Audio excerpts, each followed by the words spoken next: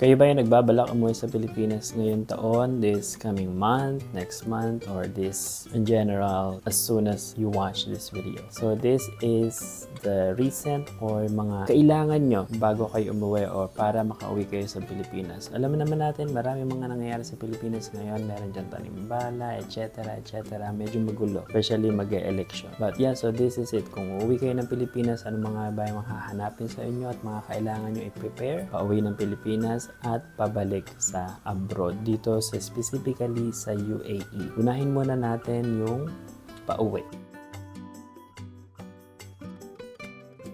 Well, according sa friend ko nakakauwi lang last month, ang hinanda lang niya is yung OEC, which is yung OEC naman hinahanap siya pag pabalik kayo sa Dubai. So, syempre, ang unang-una is yung kanyang e-ticket, e-travel, at saka yung passport and Emirates ID especially. So, yun lang. And then, pagbalik nyo sa Dubai,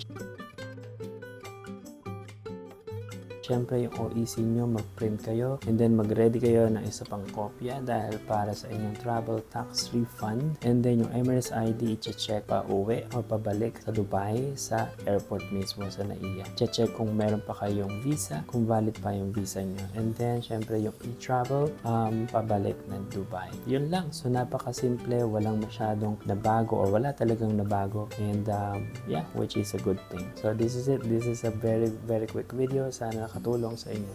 Bye-bye.